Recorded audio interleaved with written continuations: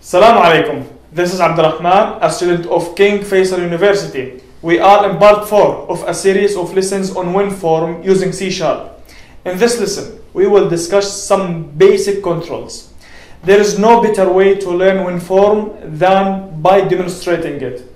That's why in this lesson, we will create 2 applications using 4 basic controls: label, button, text box, and DateTimePicker. In our first activity, we will create a WinForm app that allows a user to enter 2 numbers and will display either their sum or product using buttons. An ideal form would contain controls something similar to the figure shown. Labels are used to inform the users what to input.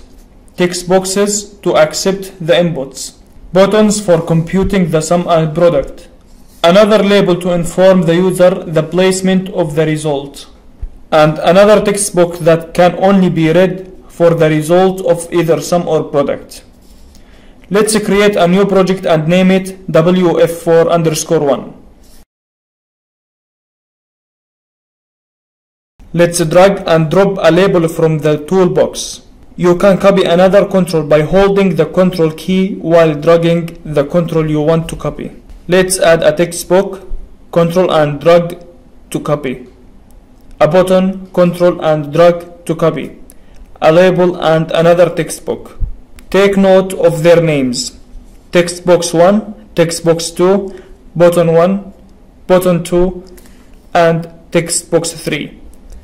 We can change their names, but for now we will just use their default ones. But let's change the text properties using the property window to number 1, number 2, sum, product, and result.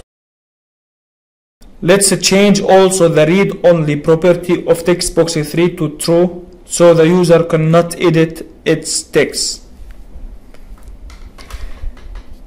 Double-click sum button. Variable in1 will hold the integer equivalent of the number placed in text box 1.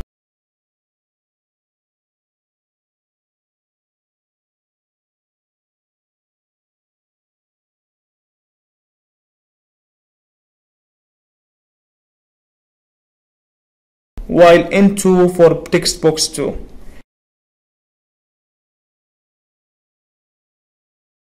Let's get their sum.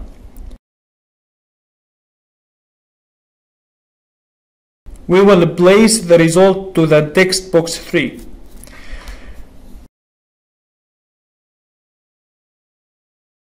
Go back to designer and double-click product button. We can simply copy the same codes from button 1 and change just one variable and its operation. Started. Enter 10 and 9. Click sum button. The result is 19. Click the product button. The result is 90. Excellent. Before we close the app, let's add non-numeric characters to our text box. Click the sum button.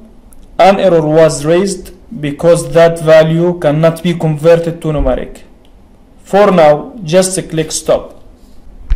In relation to that error, let's modify our project by allowing only numbers, backspace, and delete keys to be pressed in the 2 text boxes.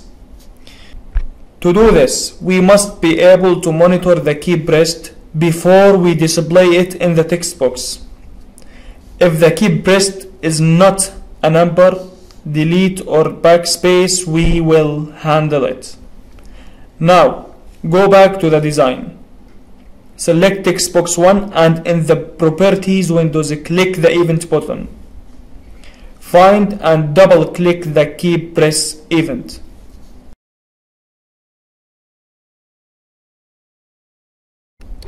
First, we will get the ASCII code of the key pressed. We will handle unacceptable characters, but the acceptable characters will be sent to the OS.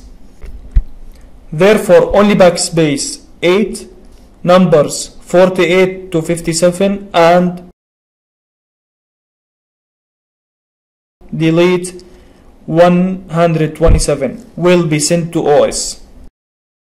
Started. Enter non-numeric character. Test, delete and backspace. It should work. For our next activity, we will create a WinForm app that will allow a user to enter his/her birthday and will compute how many days until his/her next birthday. We will need labels, DateTimePicker and buttons controls for it.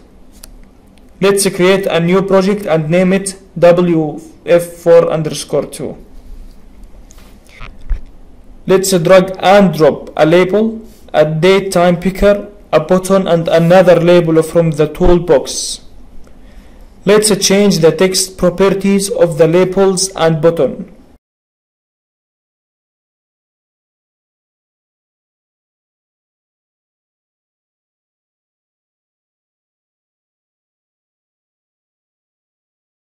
Double click the button. Get birthday from DateTimePicker.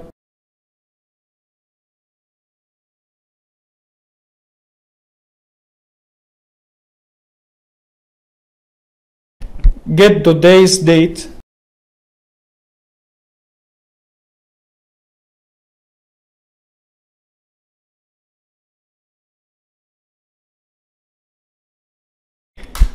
Make sure that next birthday is greater than today's date.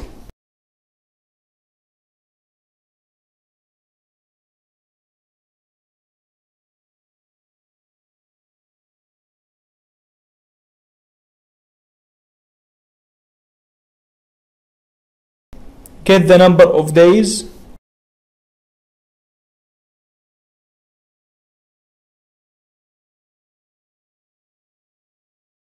Display the number of days.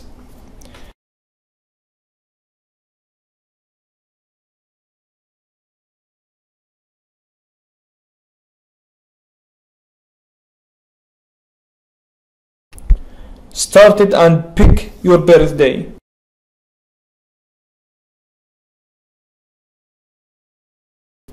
Click the button.